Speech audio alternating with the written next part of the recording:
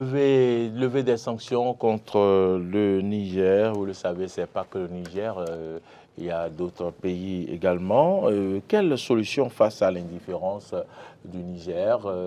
Henri Sauvignon-Bonnet sur ce plateau, Adrien Tchomakou sur ce plateau, est-ce que c'est trop tôt de dire que le Niger est resté indifférent à ces sanctions levées lorsqu'on sait que déjà dès samedi soir, à la fin du sommet, le Bénin a levé ses barrières et que jusque-là, les choses n'ont pas bougé du côté de Malanville alors que ça fait plusieurs mois que les titans, les camions sont alignés sur plusieurs kilomètres de l'autre côté de la frontière. Adrien Tchomakou. Oui, d'abord, il faut commencer par saluer cette initiative de la CEDEAO, remercier vivement le président Patrice Talon qui avait annoncé qu'il devrait se rapprocher de ses pairs de la CEDEAO afin que cette sanction soit levée. La sanction, une fois levée, on a constaté que le ministre béninois, le ministre Olutegou, des Affaires étrangères était monté au créneau pour pouvoir mieux situer le contexte, rappeler au peuple béninois que Patrice Talon a tenu parole et demander à ce qu'on continue de croire aux propos du chef de l'État. C'est bien. On a aussi constaté que juste au lendemain de cette décision de la CEDEAO, que les barrières de l'autre côté de la frontière du Bénin et du Niger, que ces barrières ont été levées. Les barrières ont été levées du côté du Bénin. Du côté du Bénin. Du côté du Bénin, les barrières sont complètement enlevées, levées. C'est une très bonne chose. On attend toujours que le Niger enlève ses barrières. Une chose est certaine, la junte est reconnue désormais comme, je dirais, la CEDEAO reconnaît la junte, le président de la junte au pouvoir comme président de la République et demande la libération de Bazoum. Je pense que les militaires qui sont au pouvoir doivent savoir raison garder. D'abord, c'est des gens qui réfléchissent beaucoup. Ils sont attentifs à tout. Et ils ont d'autres sources d'informations. Je pense quand même que ces militaires, puisque quand nous parlons de la CEDEAO, on a compris d'ailleurs à travers cette décision que c'est la CEDEAO des peuples et non la CEDEAO des chefs d'État comme certains le pensent.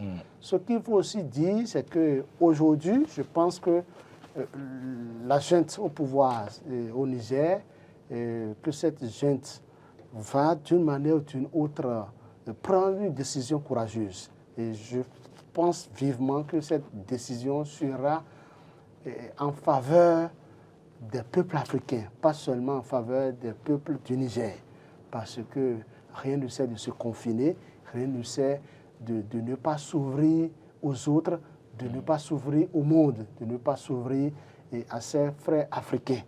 Aujourd'hui, je pense qu'à travers cette décision de la CEDEAO, que la junte au pouvoir peut même rendre visite au président africain, en l'occurrence au président béninois Patrice Talon.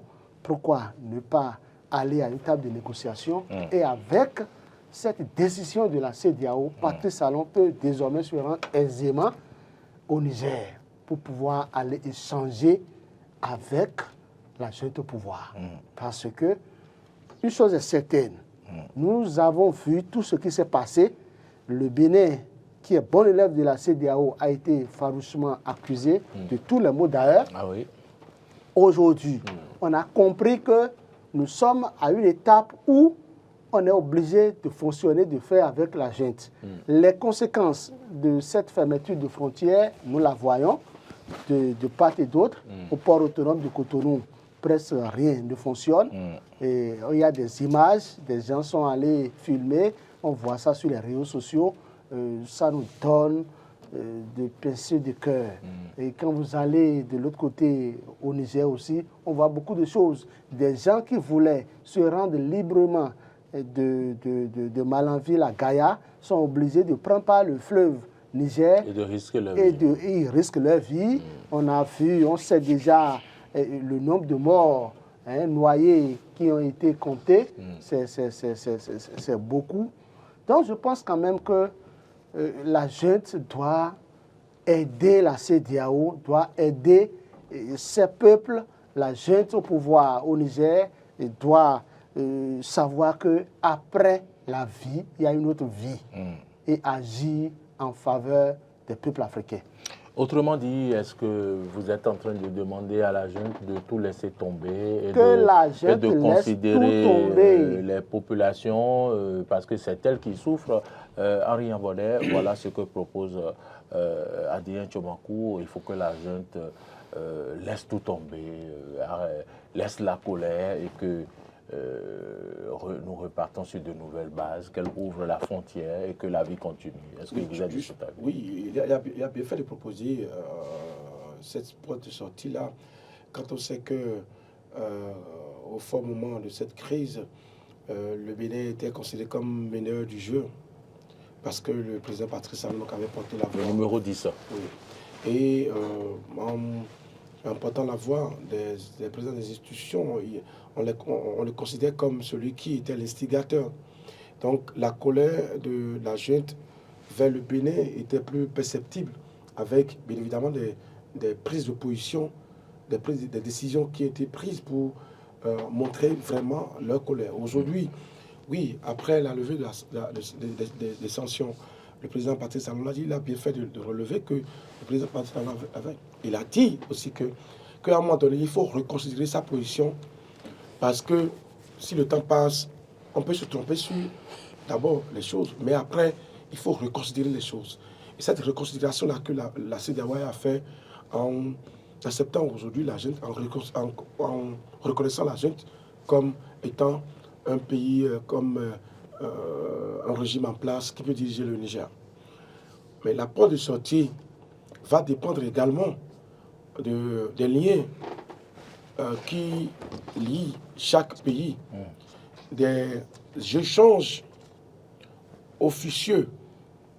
Parce que, qu'on le veuille ou non, chacun a pris position. Si le Bénin s'est empressé pour aller ouvrir sa frontière, n'attendez pas que le Niger s'empresse également pour aller ouvrir. Parce qu'à un moment donné, le Bénin, le Niger se voit en position de force. En position de force aujourd'hui. Oui, à un moment donné, le Bénin, j'allais dire le Niger, se dit, mais voilà les pays qui doivent nous accepter, mais qui nous ont rejetés.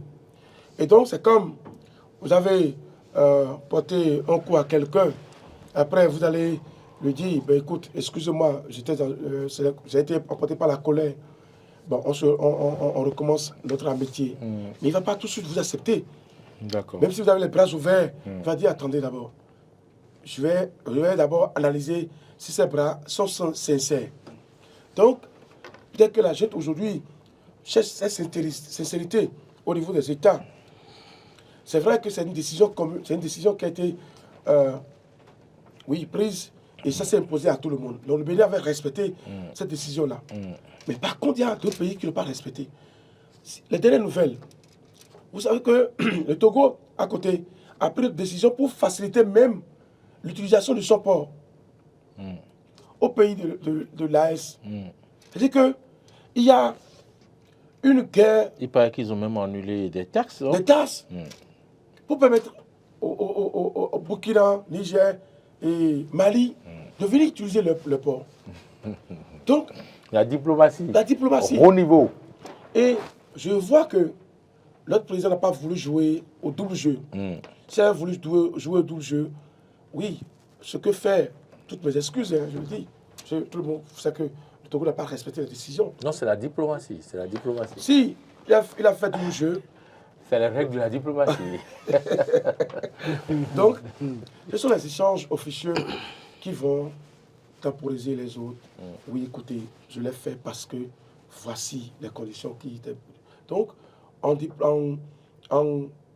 dire, président d'homme d'État en homme d'État, on peut s'entendre sur le minimum.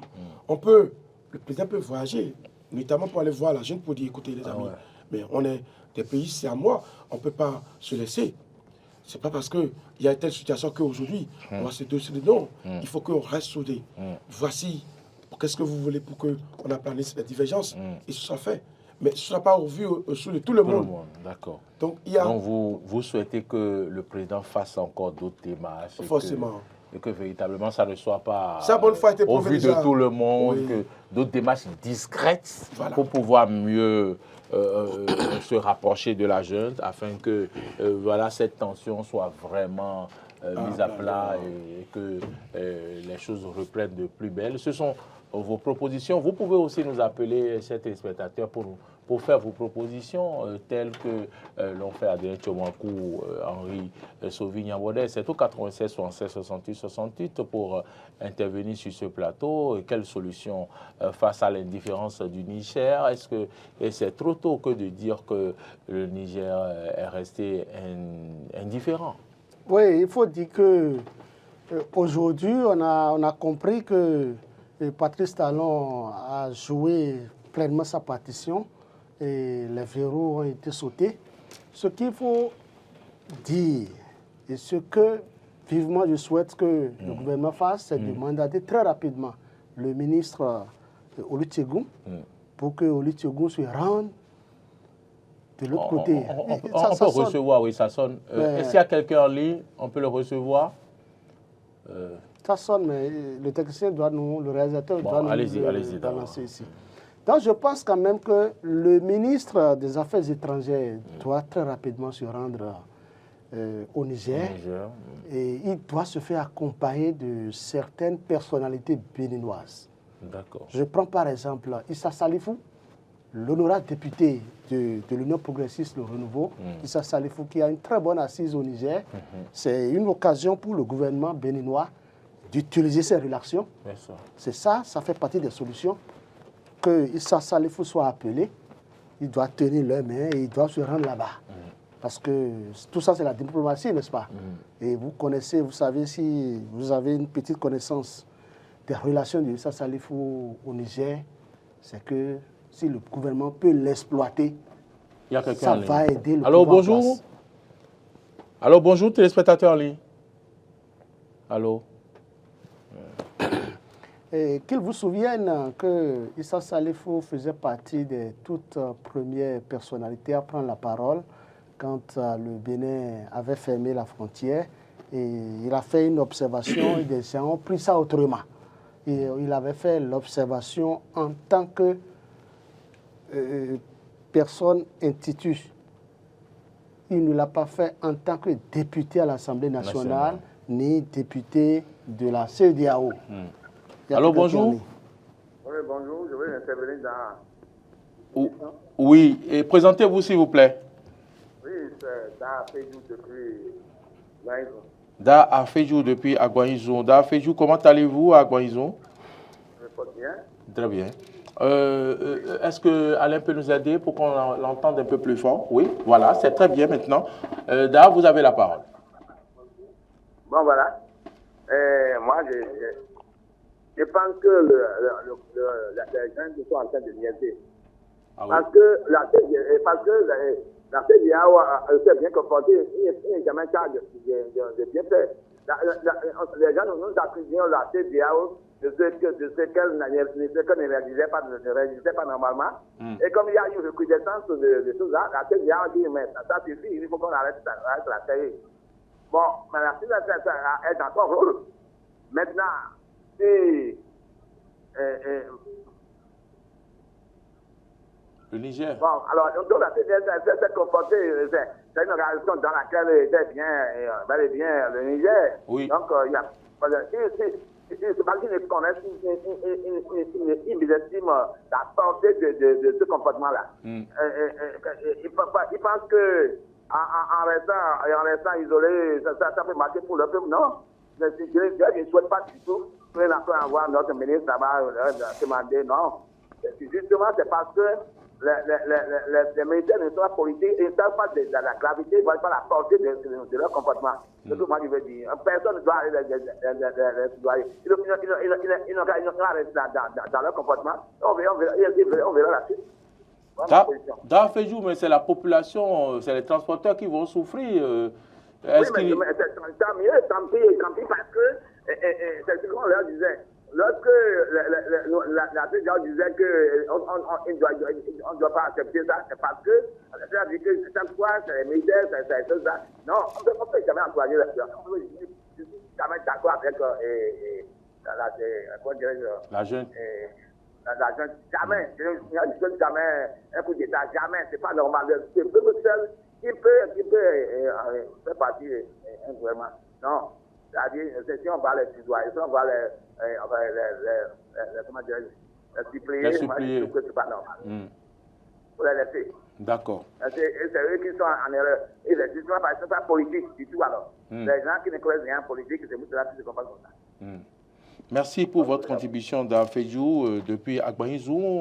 Henri Yambodé, Adjé Tumakou, vous comprenez l'intervention de Da Fejou qui dit qu'on ne doit pas supplier la jeune parce que en fait, il n'est pas d'accord pour les coups d'État. Lui, il condamne les coups d'État. Il dit que les militaires, ce sont eux qui sont en faute. Et si aujourd'hui la CEDEAO fait profil bas, il ne trouve pas pourquoi la jeune se comporte comme ça. Il y a quelqu'un en ligne, allô? Oui, allô, monsieur. Bonjour, comment on vous appelle? Bonjour. Moi, je m'appelle Ulrich Gandaro. Monsieur Gandaro, vous nous appelez d'où? Depuis Boycon. Monsieur Gandaro, depuis Boycon, dites-nous, est-ce que vous avez écouté Da Fejou? Quelle est votre position? Quelle solution proposez-vous face à l'indifférence du Niger? Moi, j'aimerais juste demander à ce que... Moi, ma position est juste de demander au peuple béninois. On dit souvent, l'humilité précède la gloire. Oui. Donc, je demanderais seulement d'être humble. Oui. Et que le gouvernement puisse demander aux chefs religieux musulmans, la société civile, oui, pour qu'ils puissent nous aider à régler ce problème. D'accord. On n'a pas besoin d'être fort pour comprendre que la situation est difficile pour tout le monde. Et ceux qui peuvent le faire n'ont qu'à aider le chef d'État à régler ce problème. D'accord. Que ce soit de l'opposition, du mouvement, tout le monde. D'accord. C'est notre chose, c'est notre sauce. On doit la manger tous. Très bien. Très bien. Merci infiniment, M. Ulrich, depuis Boycon, M. Ulrich Gandaro. Lui, il propose que tous ceux qui pourraient aider le chef de l'État puissent l'aider pour qu'on puisse régler ce problème. C'est une très bonne proposition de la part de M. Gandaro. Je pense que la nation, elle est unique. Le Bénin, c'est pour tout un chacun de nous. Si quelqu'un peut contribuer d'une manière ou d'une autre à ce qu'il y ait une bonne entente entre le Niger et le Bénin, que l'intéressé joue convenablement sa partition. Et c'est sa proposition. Et je pense que les députés qui peuvent apporter leur pied à l'édifice... Il parle des chefs religieux. Des chefs religieux, des opérateurs économiques, des hommes d'affaires, surtout les hommes d'affaires. Des hommes d'affaires, que l'homme d'affaires soit béninois ou du Niger, qu'il nous aide à avoir cette réconciliation tant voulue par le peuple béninois. C'est de ça qu'il est question. Parce que, vous voyez, il faut le dire, notre port souffre. Notre port autonome en souffre actuellement. Allô? Allô, bonjour. Bonjour, monsieur. Vous nous appelez d'où? Comment on vous appelle? J'appelle depuis Savert. Oui. Ah, Imam. Dieu. Imam Liamini, comment allez-vous? Très, très, très bien. Ah, quelle solution proposez-vous face à cette situation? Vous savez, ce que je vais dire, je suis un peu loin, hein, si vous excusez. Allez-y, allez-y. Parce que, bon, on dit, être pauvre financièrement, c'est un mal. Être pauvre financièrement, c'est un mal. Mais être pauvre en être humain, c'est-à-dire ne pas avoir d'être humain à côté de toi, c'est plus grave. C'est-à-dire qu'il faut que chacun de nous rentre en lui-même. Il va avoir des idées sur le coup d'État. En Afrique de l'Est, ici, là, la CEDEAO, il y a combien de présidents réellement élus? À peine 3-4. Tout le reste, c'est le coup d'État. Il n'y a pas de civil militaire. Tout le reste, sans exception. Donc, c'est pour dire qu'aujourd'hui, on est là. Comme vous l'avez dit, nous sommes dans la posture de chercher à aider tout l'Afrique de l'Ouest en un. Le conseil se dit, c'est coup d'État, c'est du mensonge, ça va se passer. Comment faire pour que, parce qu'aujourd'hui au Niger, nous avons nos grands-papas là-bas. Le Nigeria aussi a son grand-papa au Bénin. On l'a appelé à vivre ensemble. Ces gens-là, comme je ne suis pas appelé à répondre. Quelqu'un qui dit qu'on va supprimer quelqu'un. Non, c'est pas une histoire à manger seulement. On va commencer à acheter l'oignon à 200, 300, 500 unités. Il va voir que c'est pas bon. Vraiment, il faut que chacun de nous, comme l'a dit, il faut chacun de nous se reposer, trouvons la solution pour aider Talon à aller déclencher à annuler le problème. Même si c'est un paysan qu'on peut prendre, il faut qu'on le prenne par le niveau. Monsieur, on l'a fini. Parce qu'on a dit même père, même mère. La langue qui se parle au Niger, c'est pas le Bénin. La langue qui se parle au Bénin, c'est pas le Niger. Vous avez les hommes. Quand tu vois avec ça, qu'est-ce que les gens du Nord de ce côté ont dit? Ils ont dit, fais attention. C'est même père, même mère. C'est les Blancs qui nous ont divisés. Vraiment que le bon Dieu aide nos présidents à s'entendre pour que le pays puisse, pour que le continent africain, surtout en particulier la CEDEAO, puisse mieux s'asseoir pour que nos enfants puissent avoir la paix. Nous en prions. Tout le monde, je dis, moi je laisse un appel, tout le monde qui sait qu'il est capable de venir ici pour qu'on fasse ce problème-là, ça finit. Avec un plan de coup d'État, moi c'est le problème. Hein. J'ai dit parmi les 16-15 présidents de l'Afrique de l'Ouest là, en réalité, il n'y a que 4 seulement qui a eu normalement. Tout le reste c'est le coup d'État. Il n'y a pas sur le ministère. Pour que les gens essaient de nous blaguer. Et le bon Dieu nous aide à trouver une solution. Amen. On doit vivre ensemble. Merci. Merci infiniment pour votre contribution. Je vais laisser la parole à Henri Sauvi-Niambodé. Henri, vous avez écouté les 4 téléspectateurs qui ont appelé, vous avez écouté leur proposition. On voit que les gens sont préoccupés que cette situation soit réglée. Oui, avant donc d'apporter donc une réponse à votre préoccupation, je dirais donc remercier le groupe de presse parce que à Gbaïnzon, c'est dans le Zou, Boycon, et puis donc ça que vous êtes suivis, vous avez une bonne audience. Non, vous êtes à féliciter. Pour revenir maintenant à la question, oui, la gente en s'isolant, peut-être ne pense pas faire mal, mais parce qu'il faut poser l'acte pour voir les conséquences. Et les propositions qui ont été faites par les auditeurs, les téléspectateurs qui ont appelé, c'est-à-dire qui est l'implication de chacun, qui est l'implication des têtes pensantes de la République, que chacun s'y met pour dire, ce n'est pas Talon, mais c'est le Bénin qui gagne. Quand il prend les transporteurs, quand il prend les vendeurs, quand il prend les pas de commerçants, ils ont été impactés par la fermeture. Et aujourd'hui, je pense que chacun, à son niveau, doit jouer un rôle. Si vous avez des tâches avec les responsables, les dirigeants du Mali, du Niger, du Burkina, on parle du Niger, si vous avez des contacts faciles avec eux, c'est maintenant le moment de parler avec eux pour leur dire, écoutez, le Bénin ne pouvait pas, parce que nous sommes respectueux des clauses d'engagement, le Bénin ne pouvait pas ne pas respecter les sanctions imposées par la CEDEAO. C'est pourquoi il y a eu une telle chose. Mais aujourd'hui, puisqu'il y a eu il y a eu levée de sanctions, voilà la position du Bénin. Donc, oubliez le passé. C'est vrai que c'est difficile, mais il faut agir. Et donc, je souhaite, pour terminer, je demanderai que chacun s'implique dans la résolution de la crise pour que le Niger et le Bénin se retrouvent à la même table. Merci pour votre contribution, Henri Sauvi-Niambodé. Vous avez 40 secondes. C'est même trop. La CEDEAO a levé la sanction contre le Niger. Je voudrais demander vivement... quelqu'un en ligne. Est-ce qu'on peut le prendre rapidement avant de clôturer l'antenne? Oui, allô, bonjour. Bonjour, ici M. Souleymane Ifa depuis Semen. Oui, depuis Semen, allez-y. Allez-y. Ok. Bon, je tenais à vous dire, concernant la situation, j'ai écouté d'autres accuser un peu le Togo d'avoir joué double jeu.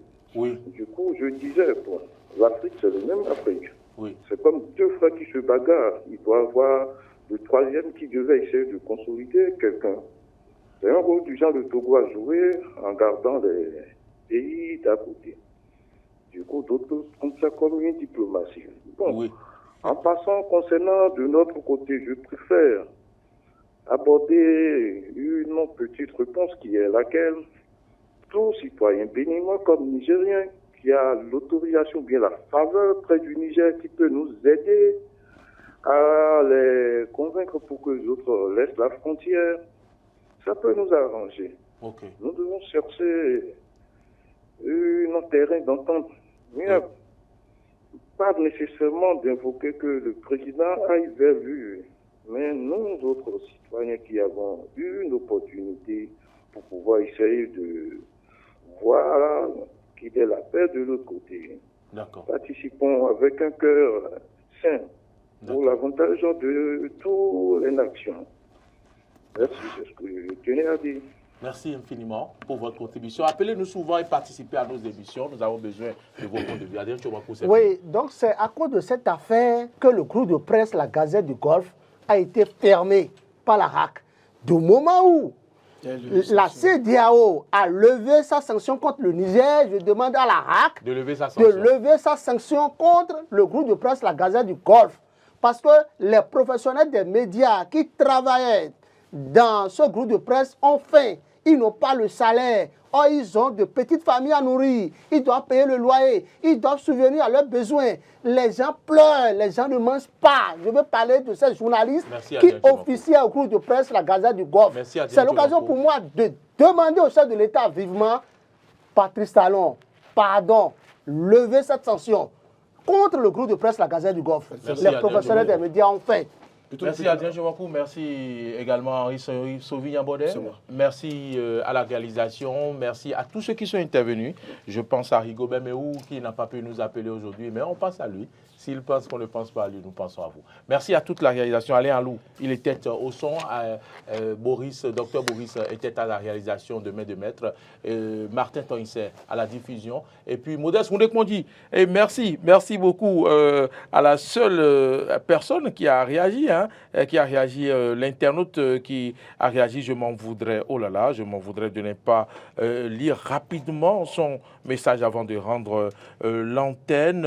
Il s'appelle Laurent Gbéhou. Il dit qu'aucune solution. On a eu affaire à un peuple digne et déterminé. Ok, la souveraineté ne se marchande point.